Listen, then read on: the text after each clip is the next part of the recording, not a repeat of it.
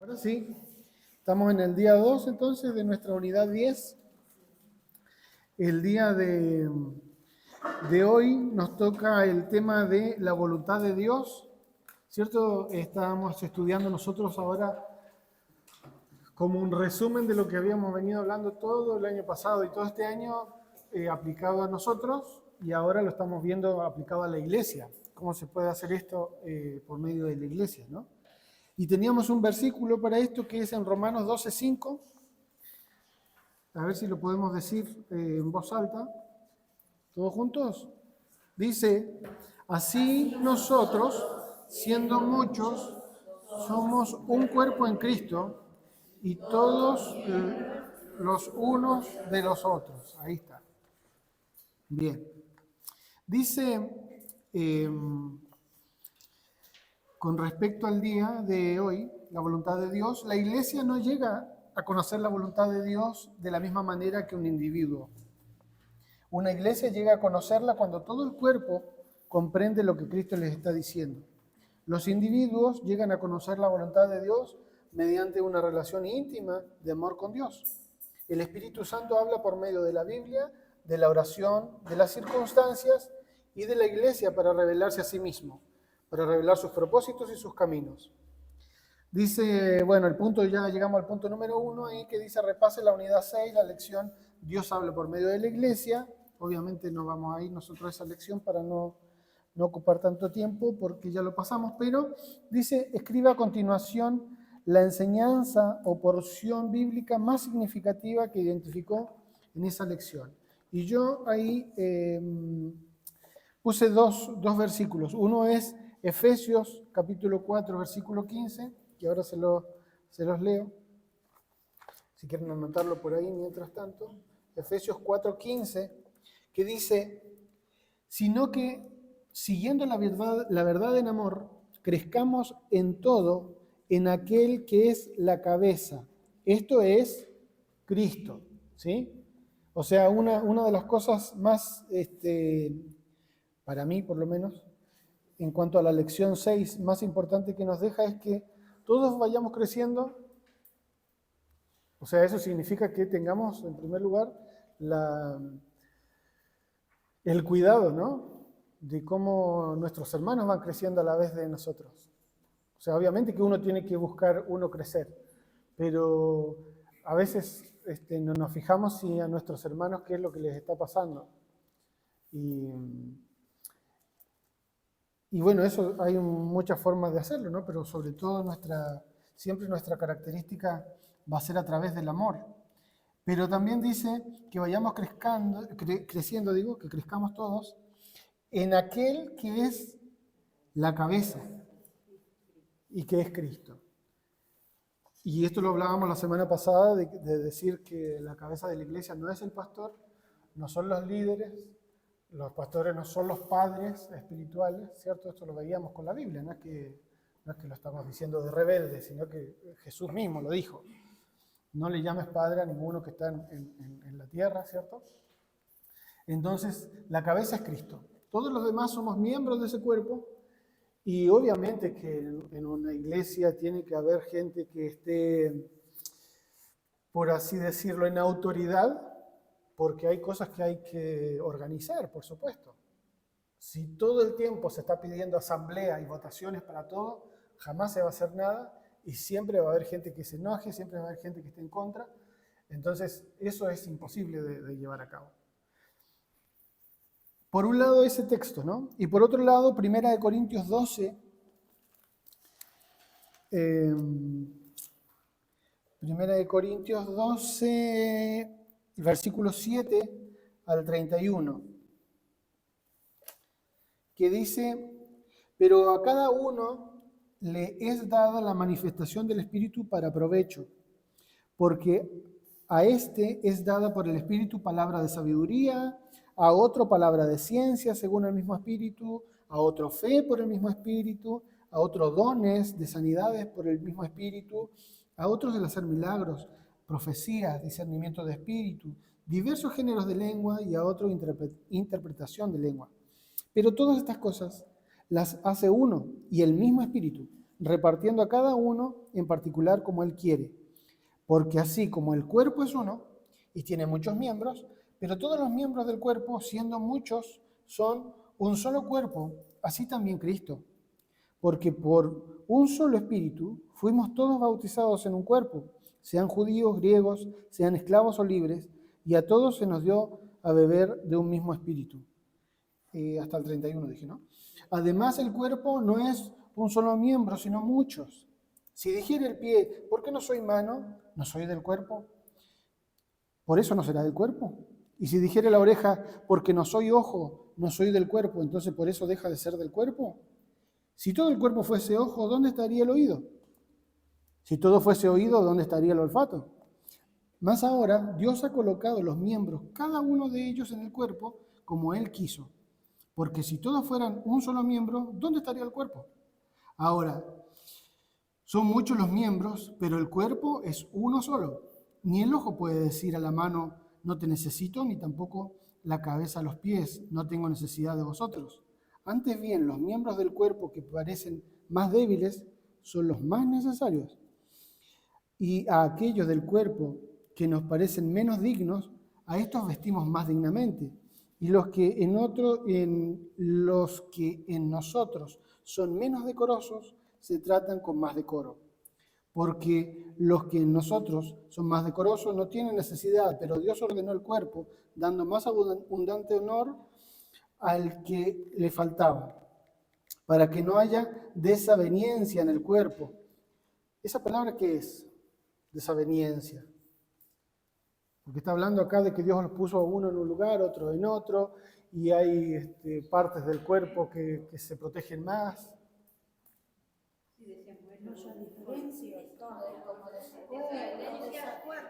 Claro, conflicto, desaveniencia, ¿no?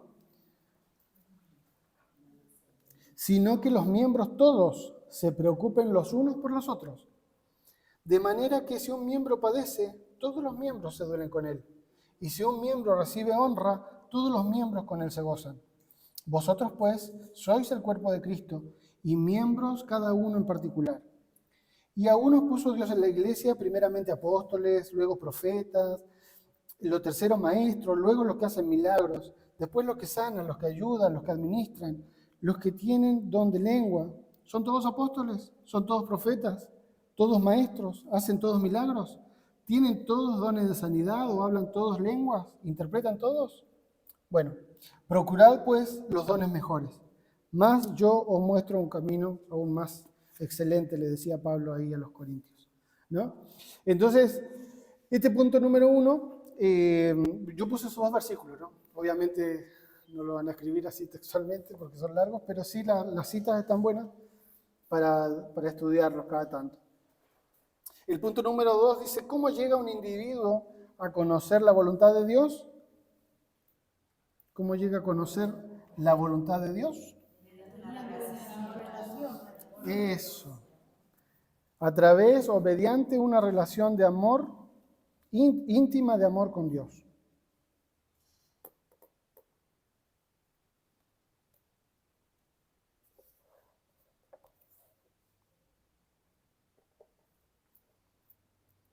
Y vamos al punto número 3, y esta es una pregunta abierta para ver, para que puedan responderlo, si quieren. ¿Cómo decide su iglesia lo que tiene que hacer o ser?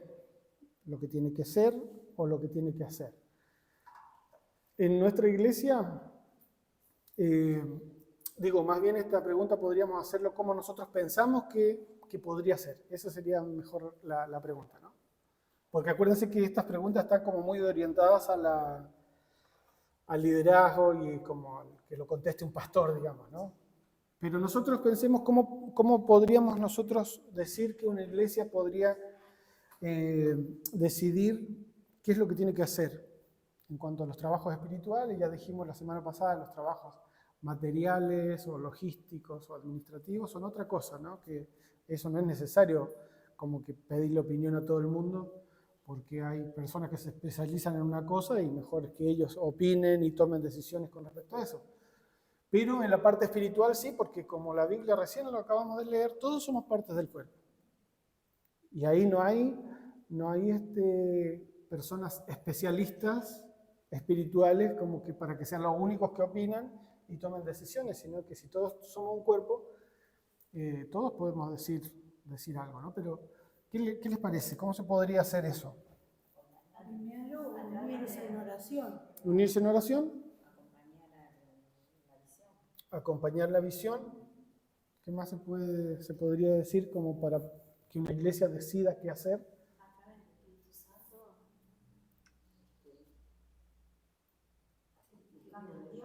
Buscando de Dios. Obedeciendo el mandato de Dios, que es la gran comisión.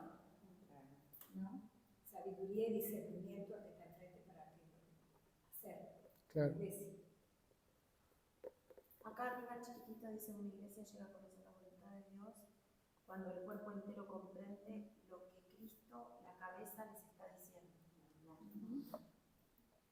O sea que todos llegamos más o menos a esta idea, ¿no? De que la manera de que como iglesia lleguemos a conocer a Dios es que todos estemos conectados con Cristo, con la cabeza. Y ahí no hay manera de errarle, ¿cierto? Si estamos buscando la voluntad de Dios. Antes del Pentecostés, dice en el Nuevo Testamento, el Espíritu Santo no moraba en la vida de los creyentes. Venía sobre algunos individuos escogidos de acuerdo a los propósitos de Dios.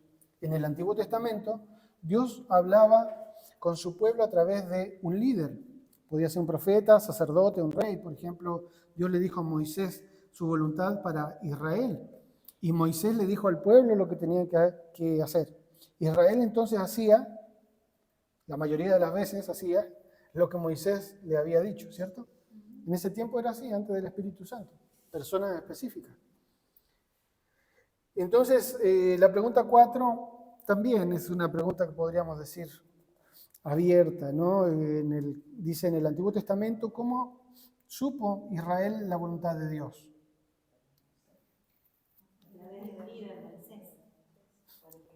A través de una persona, ¿no? De un líder.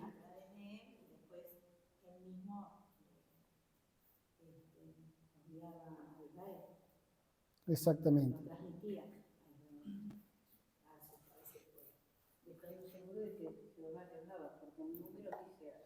Habló Jehová a Moisés diciendo, era la palabra de Dios. Exacto. Con la venida del Espíritu Santo sobre la iglesia en Pentecostés, Dios llegó a vivir en cada creyente. Él creó el cuerpo, una iglesia local, de modo que cada miembro necesita de los demás. Cuando hablamos de una iglesia local, ¿de qué estamos hablando? Este es un concepto que está como muy de moda ahora y que está bueno tenerlo presente. Cuando hablamos de la iglesia local, estamos hablando de nuestra iglesia, ¿no? De donde nos congregamos. ¿Cuál sería la iglesia no local? Sería la iglesia universal, ¿no? Cuando hablamos del concepto bíblico de iglesia, que somos todos los hermanos, que somos los que estamos acá, los que están allá en la 36, los que están allá en la 10, eso sería la iglesia universal, ¿cierto? Y los que están en otros países y en todo el mundo. Y la iglesia local es nuestra iglesia. Él creó el cuerpo, una iglesia local, de modo que cada miembro necesita de los demás. En el cuerpo de Cristo, cada creyente tiene acceso directo a Dios. Él puede hablarle a cualquier miembro. Puede obrar por medio de todo el cuerpo para revelar su voluntad. El Espíritu guió a los apóstoles en la función de guiar a la iglesia en tiempos del Nuevo Testamento. Dios guió a los miembros y a los líderes en una interdependencia mutua para servir y tomar decisiones. Bueno, ahí tenemos varios ejemplos de lo que pasó en el Nuevo Testamento cuando tenían que tomar una decisión, ¿no? Primero tenemos, no lo vamos a leer los textos, nada más lo vamos a comentar, dice la selección del que debía reemplazar a Judas, ¿no? ¿Cómo hicieron eso? ¿Cómo se pusieron de acuerdo entre ellos?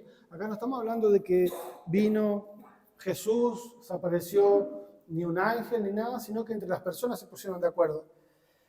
Buscando, por supuesto, siempre la voluntad de Dios. En Hechos está eso, en Hechos 1. La elección de los 7, el testimonio de Pedro sobre la conversión de los gentiles, Bernabé y Saulo, enviado a la obra misionera, el concilio en Jerusalén. Todos esos son ejemplos que nos da la Biblia de cómo las personas buscando a Dios se pusieron de acuerdo para tomar decisiones en cuanto a la iglesia. Dice, notamos que usaron diferentes métodos para tomar una decisión. Por ejemplo, el Concilio de Jerusalén llegó a un acuerdo sobre un importante tema doctrinal y práctico. Después que Pedro y Jacobo hablaron a toda la multitud, oyeron a Bernabé y a Pablo, eso está en Hechos, entonces pareció, dice el texto en Hechos, entonces pareció bien a los apóstoles y a los ancianos con toda la iglesia.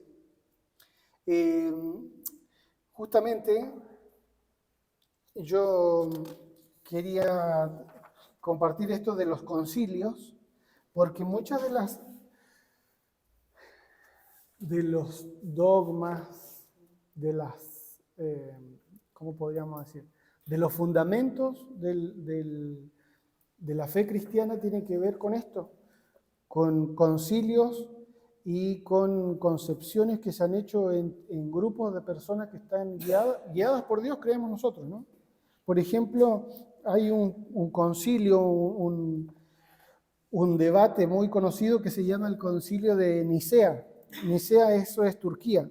Eso se dio en el año 325 después de Cristo, donde con respecto a estudiar la palabra de Dios, buscar a Dios, se llegó al concepto de que Jesús es Dios. Hasta antes de eso, imagínense, 300, o sea, estamos hablando de 3 siglos después, ¿no? de que vivió Jesús. Hasta antes de eso estaba todo como muy ambiguo en la iglesia cristiana. Entonces tuvo que pasar esto de que los eruditos bíblicos, junto con oración y con el estudiar la palabra de Dios, lleguen a este concepto de decir, bueno, esto ya no tiene más discusión. Jesús es Dios. Fue también en el mismo momento donde se instituyó la fiesta de la Pascua. Es decir, en tal fecha va a ser la Pascua. No es que empezó a celebrarse ahí. Ya sabemos que la Pascua viene del pueblo judío cuando estaba en Egipto, ¿no? Muchos miles de años antes. Pero se instituyó en la fecha que tiene que ver con la luna y con el calendario de los judíos, que ya no me acuerdo ahora cómo es la conexión. Pero se dan cuenta que siempre la Semana Santa se celebra o a fines de marzo, comienzos de abril, por ahí, ¿no? Y en este concilio se instituyó esa fecha. Pero este concilio son grupos de personas tomando decisiones, buscando a Dios, escudriñando la palabra para que no vaya nada en contra de la palabra de Dios, y se toman esas decisiones. Hay otro que es también muy conocido, que es el concilio de Constantinopla, que está ya unos años después, 60 años después, sobre la divinidad del Espíritu Santo. Súper importante también. Hasta ese momento, ¿el Espíritu Santo qué es? Hasta ahora hay mucha gente que cree que el Espíritu Santo es una fuerza, es un poder, es un ente. Y acá se llegó a esto de decir el Espíritu Santo es una persona y es divino, es parte de la esencia de Dios. El Padre, el Hijo y el Espíritu Santo. Los tres hechos una divinidad que en el fondo para nosotros representa la misma autoridad, ¿no? Otro, el concilio de Éfeso, que también eso es Turquía. Constantinopla es en Estambul, que también es Turquía. Y Éfeso también, mucho después, casi 100 años después, 430, que Jesús tenía dos naturalezas, la humana y la divina, que era hombre y que era Dios. Eso también. Hasta ese momento, yo no me acuerdo quién era, pero sé que se tuvo que hacer este concilio porque empezaron a surgir estas nuevas ideas que empezaron a meterse en la iglesia de que no, Jesús es un profeta más, sí es el ungido de Dios, pero no es Dios. Entonces no, vamos a ver, vamos a estudiar la palabra de Dios, vamos a orar, pongámonos de acuerdo, y llegaron a esto de, no, Jesús era hombre, pasó todas las cosas que pasa una persona común de su edad, pero también era Dios, ¿sí? Entonces, estas cosas nos ayudan a nosotros a ver que en el caso de la iglesia se toman decisiones con los demás hermanos. Y todo eso siempre y cuando estemos conectados, ¿no? Como decíamos recién, estemos conectados con la cabeza que es Cristo. Dice, cuando Dios le habla a algún miembro, esa persona debe informar al cuerpo entero lo que ha percibido que Dios le está diciendo con respecto a la iglesia. En la medida, ya estoy en la página 210, ¿no? En la medida en que cada miembro comparte lo que ha percibido que Dios le está diciendo, el cuerpo entero va a Dios en oración, ahí lo que decía Andrea, para discernir su voluntad para el cuerpo. En su tiempo, Dios confirma al cuerpo lo que está diciendo. Las opiniones individuales no tienen importancia, lo que importa es la voluntad de Dios. Acá no es que se está diciendo a ver qué opinas tú, no, estamos buscando lo que Dios dice, ¿cierto? No hay método único para discernir la voluntad de Dios como cuerpo. La relación personal de los miembros del cuerpo con Cristo es el factor más importante. Cuando Cristo guía a cada miembro del cuerpo a funcionar apropiadamente, el cuerpo entero sabrá y estará capacitado para hacer la voluntad de Dios. Punto número 5, digamos, y dice, la iglesia es un cuerpo y cada miembro tiene acceso directo a Dios. ¿De qué manera debiera la iglesia relacionarse con Dios para entender su voluntad? Vamos a marcar una de las respuestas que vamos a leer ahora. Es una sola, ¿sí?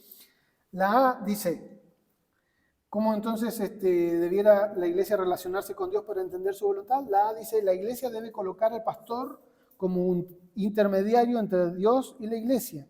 Dios le dice al pastor su voluntad y el pastor se la dice al pueblo. ¿Está bien esa o no? ¿La marcamos? No, esa no es la manera que debiese la iglesia relacionarse con Dios, ¿cierto? Porque Dios no tiene intermediarios, que el único escrito. Y eso es otra de las diferencias que tenemos por ahí con la doctrina católica, ¿cierto? Que ellos tienen intermediarios a los santos, a las vírgenes, y para interceder. Claro, el propio cura. La B dice, los miembros de la iglesia deben presentar sus opiniones en cuanto a lo que la iglesia debe ser y hacer. Luego deben debatirlas para seleccionar la correcta. Entonces se debe someter a votación y hacer lo que decida la mayoría. ¿No? ¿Tampoco?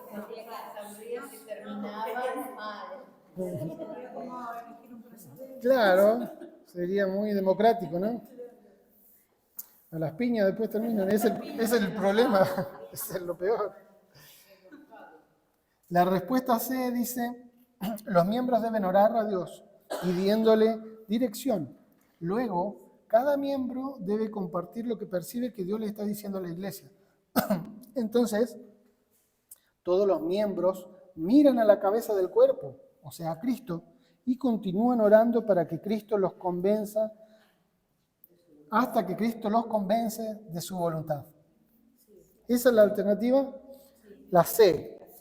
Y en la D nos da la posibilidad de poner otra alternativa. ¿Qué más podríamos decir? A ver, ¿alguna otra cosa que se puede, por supuesto, se puede añadir a la respuesta C que recién pusimos?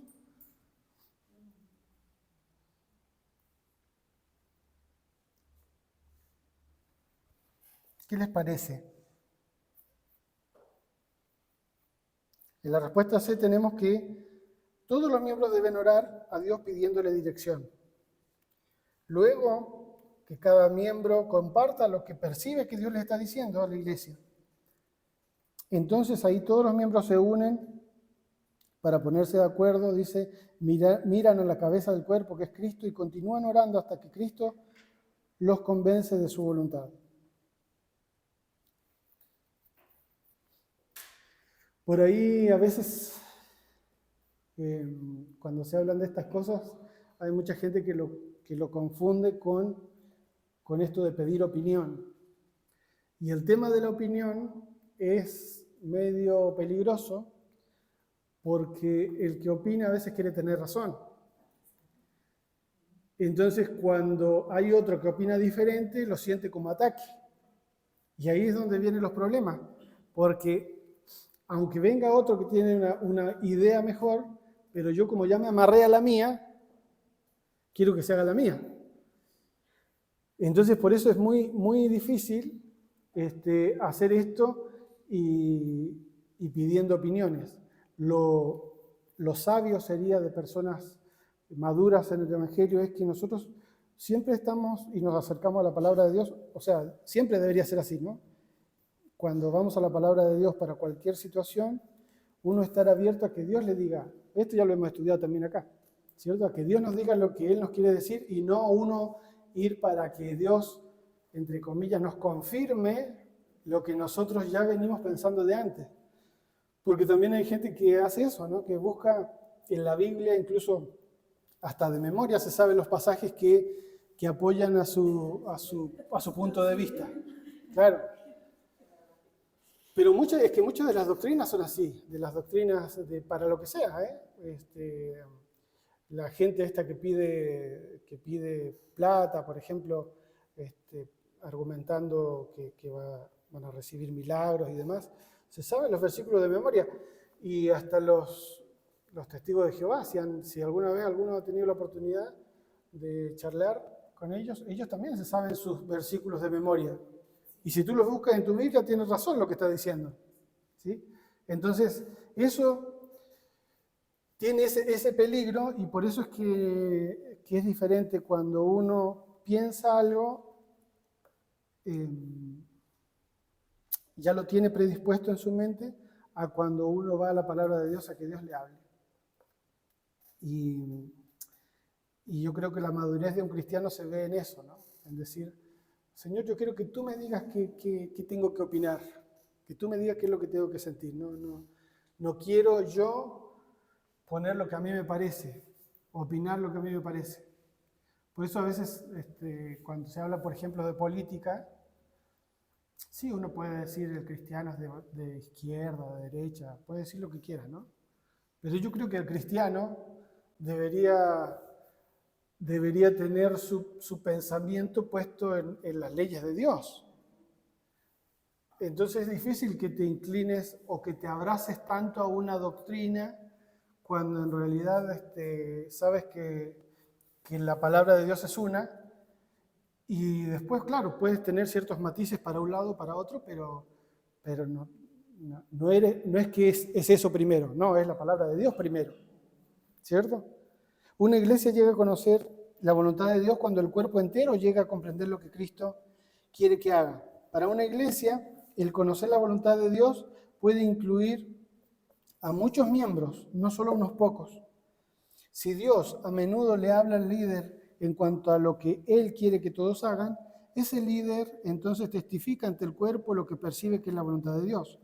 El líder no tiene que tratar de convencer a la iglesia de que eso es la voluntad de Dios. Tampoco tiene que pedirle a la congregación que lo sigan sin cuestionar. Lo que hace es animar a la iglesia a ir con Cristo y recibir confirmación de Él. La cabeza es quien convence a su tiempo. Entonces el cuerpo entero sigue a Cristo, la cabeza. Por eso es que una iglesia tiene que aprender a funcionar como un cuerpo, con Cristo como cabeza de su iglesia. Importante esto, ¿no? Y difícil, claro. Porque, claro, el líder puede todo el tiempo estar recibiendo la dirección de Dios. Pero en ese caso no tiene por qué convencer a los demás, ni hacer ese trabajo de convencimiento, sino que ese es un trabajo que hace el Espíritu Santo. Yo esto lo pienso también para todos, o sea, lo he dicho también en otra ocasión cuando uno comparte el Evangelio, ¿no? Que como que quiere a fuerza que el otro se ponga a llorar y que se arrodille, y que cuando en realidad el Espíritu Santo es el que va a hacer esa obra cuando Él quiera, ¿cierto? Y que a veces la gente te dice, sí, bueno, levanto mi mano, repito la oración, pero lo dice descansado, no que está convencido, lo dice para que lo dejen de molestar. Entonces, cuando las cosas son de Dios, es Dios el que se encarga de tratar con cada persona en su momento. Exactamente. Una misión hizo arreglos para comprar un terreno para su edificio. el pastor guió a la congregación a comprar el lote basándose en las promesas que le hizo el agente de bienes raíces. Cuando éste no pudo cumplir lo prometido, la iglesia se vio en problemas y se desanimaron mucho.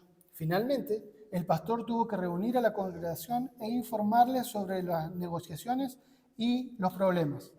2 miembros se levantaron para decir: pastor, sabíamos que ese agente es un pillo. Ya nos había estafado antes, pero teníamos temor de oponernos a lo que usted quería hacer porque temíamos estar oponiéndonos a Dios. Dios manifestó su gracia y a la larga los problemas se resolvieron.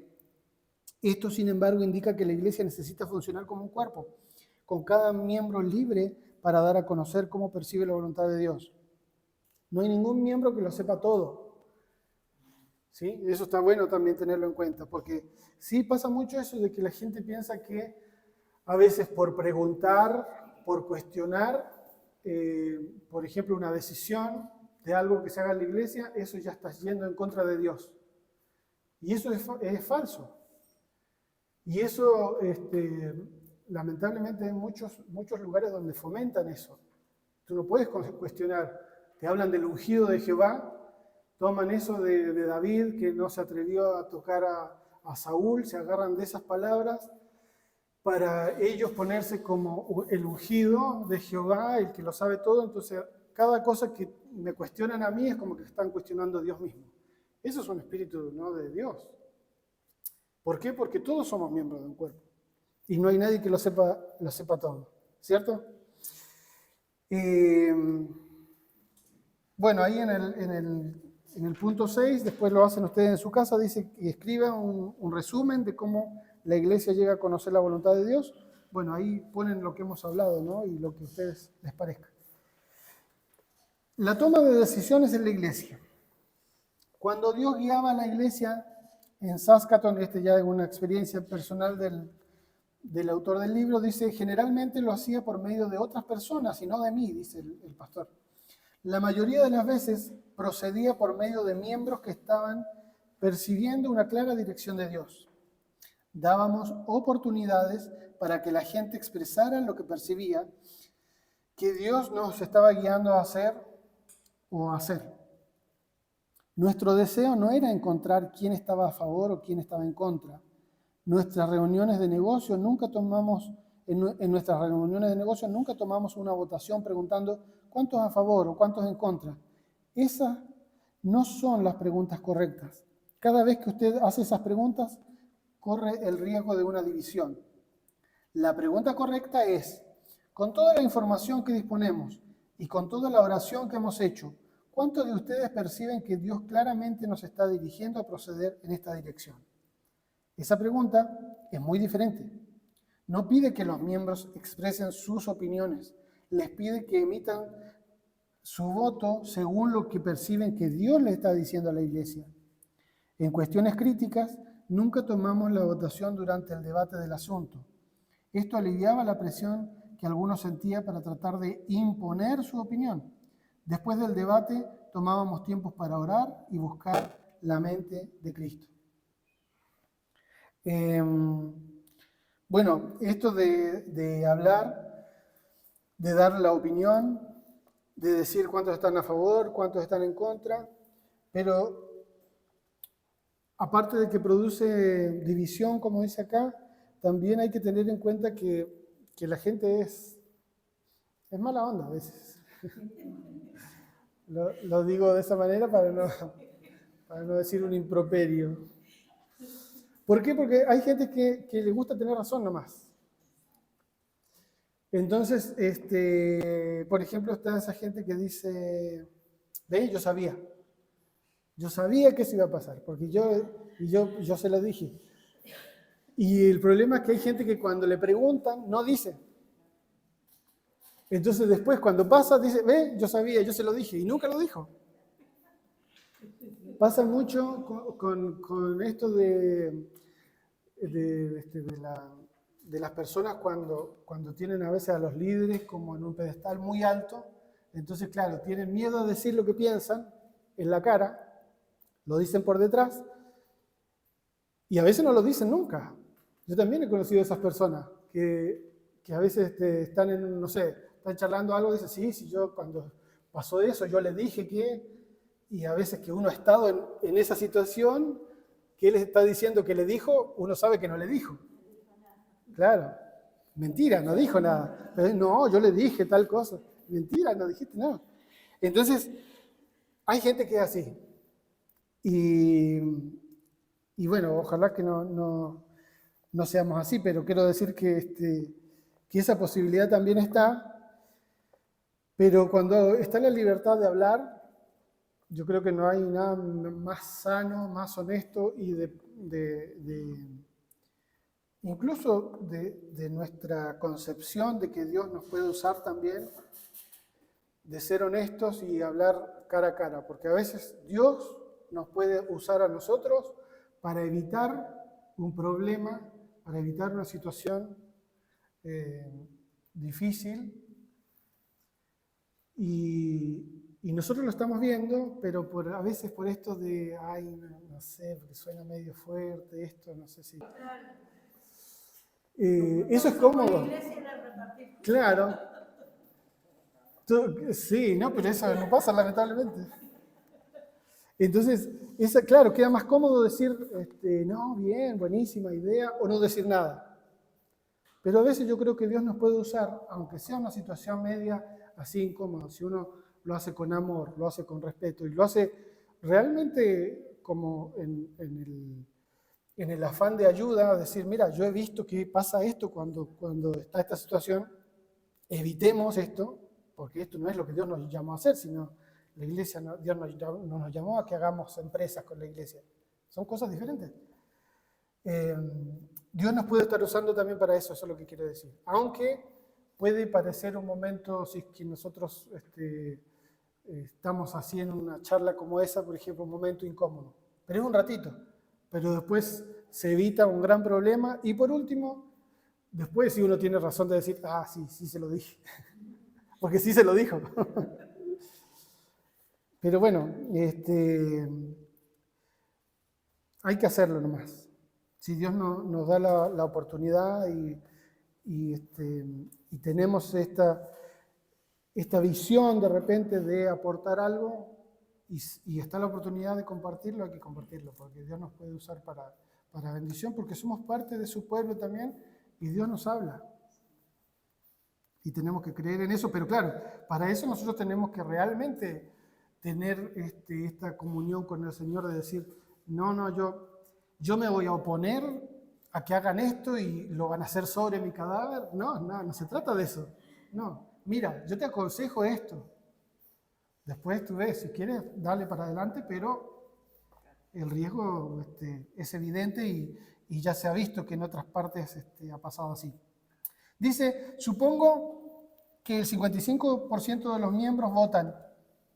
Si percibimos claramente que Dios nos está guiando a que procedamos en esta dirección, el 45% restante dice, no, nosotros no percibimos que Dios nos esté guiando en esa dirección. ¿Qué hacemos entonces? Si hay de 10, hay 6 que dicen sí, hagamos esto, y hay 4 que dicen no. ¿Qué hacemos? Nosotros nunca seguíamos adelante, dice el pastor. La votación me decía dos cosas. Una, parecía que Dios nos estaba dirigiendo en la dirección indicada, porque había más gente que decía que lo hagamos. Pero la dos dice, el tiempo todavía no era el apropiado, por cuanto la cabeza todavía no había traído al resto del cuerpo a percibir la misma dirección. O sea, faltaba todavía un tiempo para que Dios trate con aquellos hermanos que, ¿cierto? Para que los convenza. Exacto, porque como es el Espíritu Santo el que hace eso,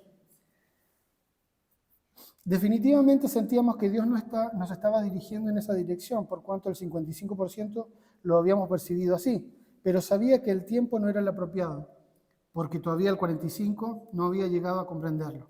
Así que orábamos, seguíamos trabajando y observando. Dejábamos que la cabeza, Cristo, trajera al cuerpo a comprender lo que Él quería hacer por medio de nosotros.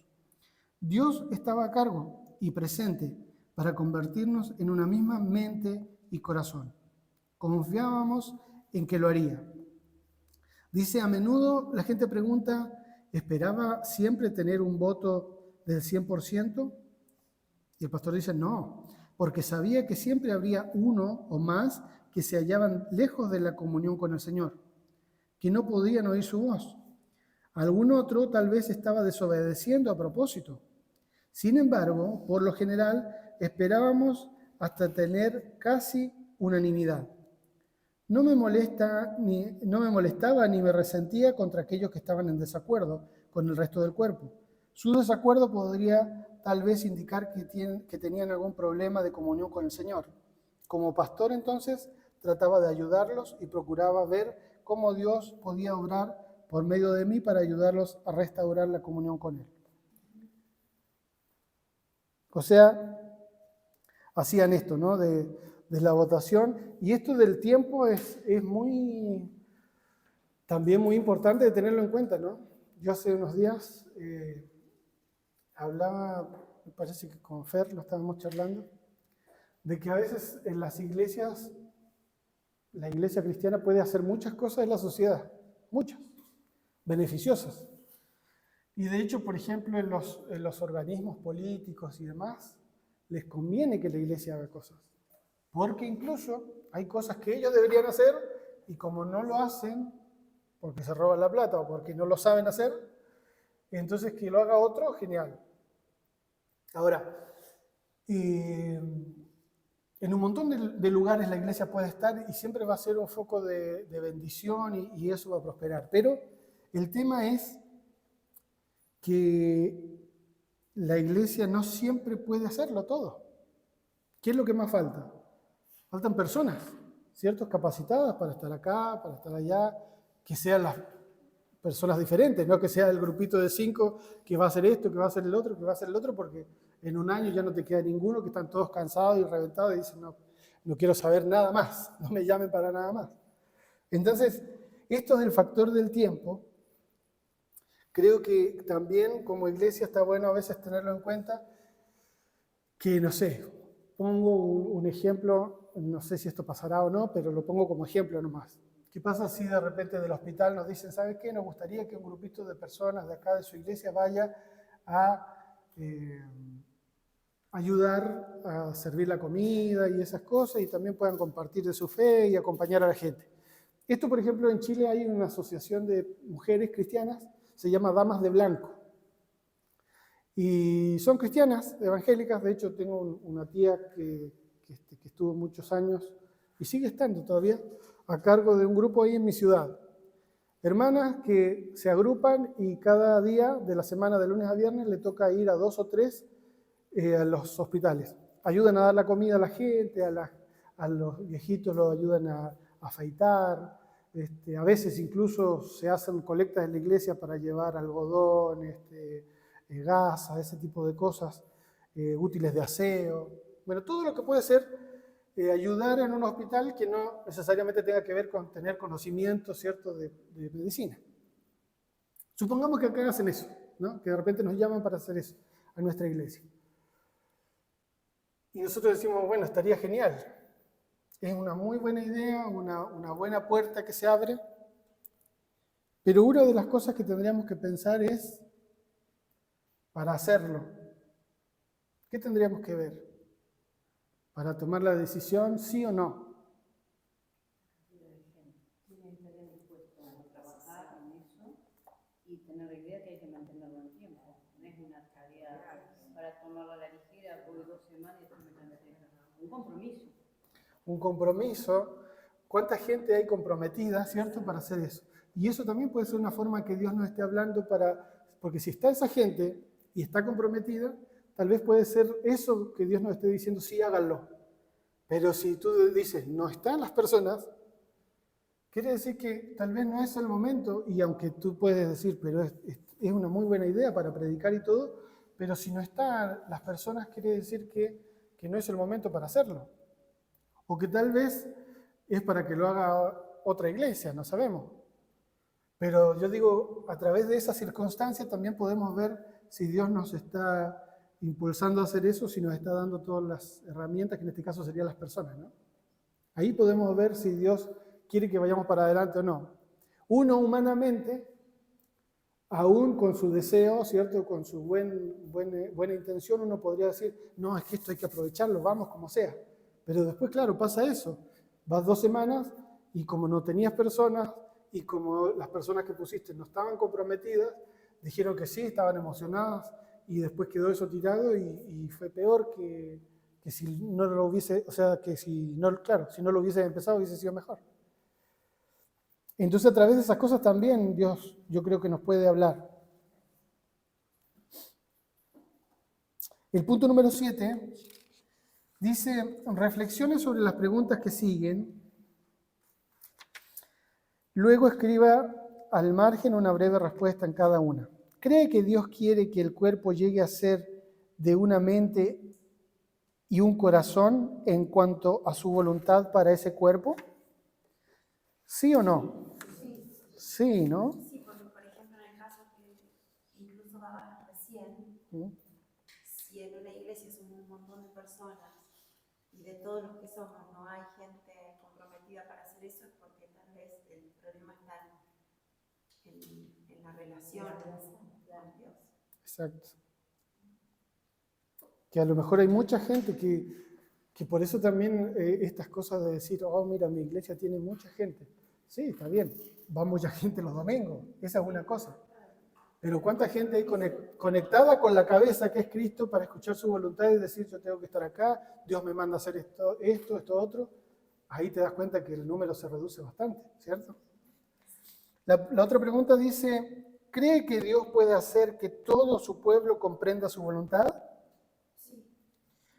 Yo creo que sí, también, pero la clave está en que todo su pueblo, o sea, los que sean pueblo de Dios, van a comprender su voluntad. Claro. Pasamos a la siguiente. ¿Cree que Dios puede hacer que su iglesia tenga esta clase de unidad? El anhelo, el deseo, la voluntad de poder alcanzarla, el por qué, saber qué es lo que sos, ¿no? Y para qué estás. Sí, todo eso lo produce el Señor. Sí. Andrea, ¿qué? Lo que a mí me ha pasado que me digan, vos nunca te comprometes. No se trata de que yo no me quiera comprometer. A mí me interesa que si yo levanto la mano es porque realmente me comprometo y sé el tiempo que tengo y sé lo que puedo hacer y lo que no puedo hacer. Sí, exactamente. No soy de las personas que levantan la mano todo el tiempo porque no es lo que me gusta. No me gusta que me vean. Me gusta hacer. Cuando lo tengo que hacer, lo hago. Sí, comprometido con eso, que también eso es parte Porque más que nada el compromiso es con Dios. Exacto. Y eso del compromiso también a veces es decir no. ¿Cómo no? Decir no es compromiso. Sí, porque cuando estás diciendo no, es porque realmente lo que querías hacer lo querías hacer bien. Y si dices no, es para que ese lugar lo ocupe otra persona que sí lo va a hacer bien. Por lo que sea, sí. Uno reconoce también sus limitaciones y reconoce hasta dónde puede llegar y hasta dónde no. Por supuesto. Dice, ¿estaría dispuesto a esperar que Dios, o a esperar en Dios, hasta que Él haya tenido tiempo de ajustar su voluntad a todos los miembros del cuerpo? Sí, tenemos que estar dispuestos a esperar que Dios haga su voluntad y convenza, ¿cierto? Este puede ser el lugar donde su fe enfrente una crisis u otra crisis. Pídale a Dios ayuda. ¿Puede Dios hacer que toda una iglesia alcance un sentido de unidad en cuanto a su voluntad? Sí. Porque, como dice Romanos, el Dios de la paciencia y de la consolación, que sea Él el que nos dé a nosotros un mismo sentir según Cristo Jesús, para que unánimes a una voz glorifiquemos al Dios, el Padre de nuestro Señor Jesucristo. La ocasión según Dios. El 8 dice, ¿qué le dice Dios por medio de estos versículos? Bueno, ahí después en su casa lo pueden completar. Buenas instrucciones de Dios pueden perderse si erramos en notar la ocasión propicia según Dios. O O sea, estamos hablando de acá cuándo actuar en el tiempo correcto. Una iglesia no solo necesita conocer lo que Dios quiere que haga, sino que también cuándo Él quiere que lo haga. Debemos esperar hasta que Dios indique que la ocasión es la propicia. Tenemos que esperar en Él como un cuerpo hasta que nos ajuste a sí mismo. Esto desarrolla una paciencia que confía en Él y una confianza en amor de unos con otros. Esto no es simplemente un método para probarlo en su iglesia. A los miembros hay que enseñarles a andar con Dios. Necesitan saber cómo oírlo cuando Él habla. Necesitan saber identificar las cosas que solo Dios puede hacer. Como pastor, dice el autor, yo soy responsable por eso. Durante el primer año de mi ministerio dediqué tiempo para encontrar lo que Dios había estado haciendo allí, antes de que yo llegara. Luego me tomó tiempo guiar a la congregación a una relación con Dios, para que pudieran comprender lo que era una iglesia y cómo debía funcionar.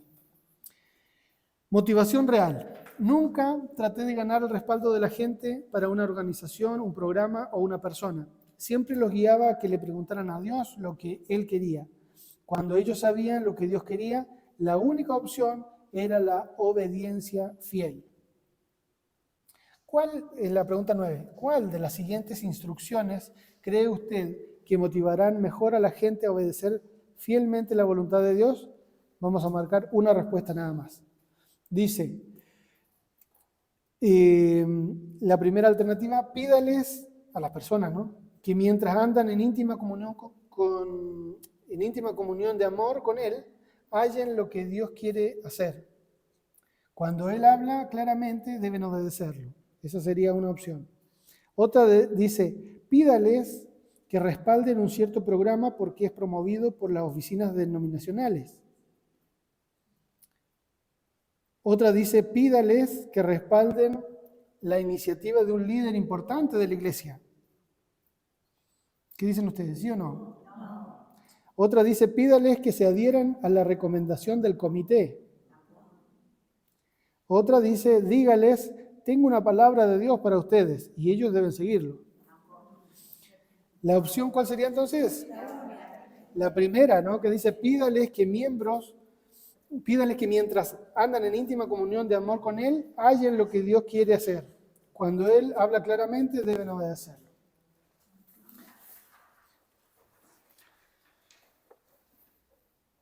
Bueno, vamos en la página 213 ya, lo último, antes de irnos, dice, en todas las iglesias en las cuales he servido, dice el autor, había muchas costumbres tradicionales. Yo persistía en enseñarles hasta que el Espíritu de Dios, nuestro común maestro, nos unía en un corazón y una mente. Empezamos a permitir que Dios tomara todo el tiempo que necesite. Sentía que mi responsabilidad como pastor era guiar a la gente a una relación con Cristo Jesús tan íntima que pudieran saber claramente cuando Él estaba hablándoles. Entonces les pedía que obedecieran a Dios, no que siguieran un programa, ni a ningún líder influyente, ni a ningún comité, ni a mí. Dios, el Espíritu Santo, es el motivador real del creyente. Nuestras reuniones de negocios llegaron a ser algunas de las ocasiones más emocionantes de la vida de nuestra iglesia. Sabían que en esas reuniones veíamos claramente las instrucciones y actividades de Dios. Querían venir porque era emocionante el momento cuando nuestra iglesia veía a Dios revelarnos sus propósitos y sus caminos. La iglesia es un cuerpo y Cristo es la cabeza. El Espíritu de Dios guía a cada creyente. Su presencia morando en nosotros puede enseñarnos y ayudarnos. Siempre permití lo que comprendía de la voluntad de Dios fuera aprobado en la vida de la congregación. No por lo que yo pensaba de la gente, sino por lo que sabía que la iglesia era. Cuando percibía que Dios quería que nuestra iglesia hiciera algo, siempre le pedía a la congregación que trabajara conmigo. Si la gente anda con Dios, puedo confiar en que Dios los guiará. Esto es verdad para los pastores y para otros miembros de la iglesia también. Si la iglesia no anda en comunión con Dios, entonces confío en que Dios me guiará para ayudarlos a hacer lo que Él quiere que sean. Dios no se da por vencido con respecto a su pueblo, por lo tanto, tampoco puedo hacerlo yo. Como director de misiones, guíe también a la iglesia de nuestra asociación a funcionar de esta manera. me llevó algún tiempo ayudar a los pastores a comprender cómo andar con Dios de esta manera. La obra que estábamos haciendo no era mi programa, era el trabajo de Dios. ¿Puede una asociación de iglesias funcionar de esta manera? Sí, si se les ayuda a comprender cómo caminar con Dios. Entonces, finalmente, ahí ya está el punto número 10, que dice qué le está diciendo Dios acerca de su iglesia. Pueden anotarlo después en su casa. Pero ya como resumen, ¿no?, de esto que hemos estado hablando hoy, en el fondo volvemos al punto también de lo que Dios nos decía a nosotros individualmente. Lo importante siempre va a ser que tengamos la relación con Dios, todos. Y que cuando veamos esta última parte que hablaba ahí el autor, también me parece que está bueno tenerlo en cuenta, que cuando veamos que hay personas que no están escuchando la voz de Dios, no es un motivo para señalar, ni para apartarlos, ni para nada, sino para guiarlos, ¿cierto? A que escuchen a Dios y que eso sea lo que lo haga cambiar de opinión, si es que tiene que cambiar de opinión, o de actitud, ¿cierto? No convencer, no culpar, no acusar, no juzgar, sino que más bien acompañar. Esa es nuestra labor. Así que bueno, hasta ahí llegamos.